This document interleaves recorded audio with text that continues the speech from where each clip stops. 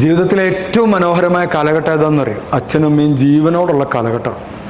അത് നഷ്ടപ്പെട്ടു പോയവരോട് ചോദിച്ചാലേ അത് മനസ്സിലാവും. നമ്മളെത്ര വലുതായാലും നമ്മുടെ പേരൻസ് ഉണ്ടല്ലോ, ഇപ്പം നമ്മുടെ പേരൻസ് അവർ വീട്ടിലുണ്ടാവുക, ഉമ്മറത്തിങ്ങനെ ഉണ്ടാവുക, ഒരു ചാരുകസേരയിൽ ഒരു മനുഷ്യനെ കിടക്കുന്നില്ലേ. ഏത് നിങ്ങളുടെ ഗ്രാൻഡ് ഫാദർ അല്ലെങ്കിൽ ഞങ്ങളുടെയൊക്കെ ഫാദർ ഒരു ആരോഗ്യമൊന്നുമില്ലാത്ത അവിടെ കിടക്കുന്നുണ്ടാവുന്ന മനുഷ്യനായിരിക്കും.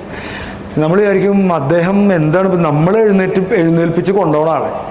പക്ഷേ ആ മനുഷ്യൻ അവിടുന്ന് മരിച്ചു പോകുമ്പോഴാണ് ആ ശൂന്യത നമുക്ക് അനുഭവപ്പെടുക. ശരിക്കൊരു ശൂന്യത. ഫാദർ പോയപ്പോഴാണ് എനിക്കത് മനസ്സിലായത്. ഈ പ്രകടിപ്പിക്കാത്ത സ്നേഹമല്ല എന്ന് പറയാം. നമ്മൾ സ്നേഹം അങ്ങനെ ഉള്ളിൽ കൊണ്ട് നടക്കുന്ന ഈ തലമുറയിലൊന്നും അങ്ങനെയല്ല. സ്നേഹം പ്രകടിപ്പിക്കുന്നുണ്ട്. അതിൻ്റെ ഉദാഹരണങ്ങളാണ് ഇരിക്കുന്നവരൊക്കെ. എൻ്റെയൊക്കെ ഫാദർ എന്നെ ഉള്ളിൽ സ്നേഹം പിടിച്ചു വെച്ചിട്ട് തരാതെ കൊണ്ട് നടക്കും. പക്ഷെ എനിക്ക് മക്കളായപ്പോൾ എൻ്റെ മക്കളെ എൻ്റെ ഉപ്പ സ്നേഹിക്കുന്നത് കണ്ടപ്പോഴാണ് ഞാൻ ഇങ്ങനെയൊക്കെ സ്നേഹിക്കാൻ പറ്റൂലേ എന്ന് ചോദിച്ചപ്പോൾ എൻ്റെ ഉപ്പ പറയുന്നത് അത് ഉപ്പാടെ ഉപ്പ വളർത്തിയത് അങ്ങനെയായിരുന്നു. പറങ്കിമാവിൻ്റെ മുകളിൽ പറങ്കിമാവെന്ന് പറഞ്ഞാൽ അറിയോ, കശുവണ്ടിയുടെ അതിൻ്റെ മുകളിൽ കെട്ടിയിട്ടിട്ട് പുളിയുറുമ്പിൻ്റെ കൂടിങ്ങനെ വെതറും. ആര്? എൻ്റെ വല്യപ്പ. എൻ്റെ ഉപ്പ മഹാനായിരുന്നുകൊണ്ട് ആ കഴിവൊക്കെ എനിക്കും കൈമാറി. ഇനി ഞാൻ എന്ത് ചെയ്യണം?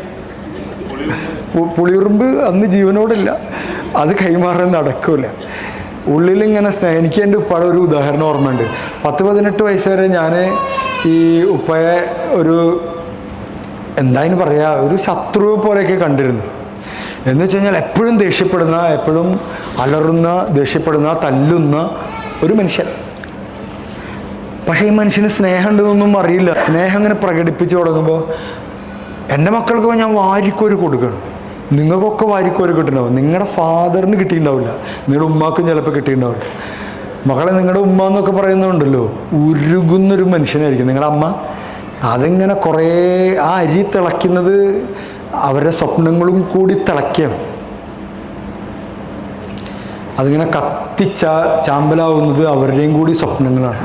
ഭയങ്കര കഴിവുള്ളവരൊക്കെ തന്നെ ആയിരിക്കും, എവിടേക്കോ കുടുങ്ങിപ്പോയതാണ്. പക്ഷെ അവർ വലിയ ആളുകളാട്ടോ.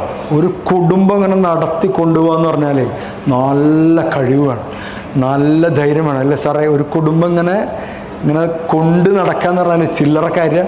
മക്കളുണ്ടായി, അവരെ നോക്കി, അവരുടെ കാര്യങ്ങൾ നോക്കി. അച്ഛൻ വീട്ടിലേക്ക് വരാൻ വൈകുമ്പോൾ അമ്മയ്ക്ക് ഉണ്ടാകുന്നൊരു പ്രശ്നം എന്ന് വെച്ച് കഴിഞ്ഞാൽ ആ വീടിൻ്റെ മുമ്പിലുള്ള ഒരു തണലാണത്. വലിയ സംഭവമാണ് ആ മനുഷ്യൻ, ഉരുകുന്ന മനുഷ്യൻ. 4 മക്കളെ 100 പവൻ കൊടുത്ത്, സ്വർണം കൊടുത്ത് കല്യാണം കഴിപ്പിച്ച മനുഷ്യൻ. 100 പവൻ 100 പവൻ 100 പവൻ 100 പവൻ 400 പവൻ 4 പെൺകുട്ടികളാണ്. ഈ മനുഷ്യനെ കാണാൻ കുവൈത്തിലേക്ക് ഞാൻ ജോലി ചെയ്യുന്ന സ്ഥലത്ത് എത്ര വിളിച്ചിട്ട് ഇയാൾ സമ്മതിക്കില്ല റൂമിലേക്ക് വരാൻ.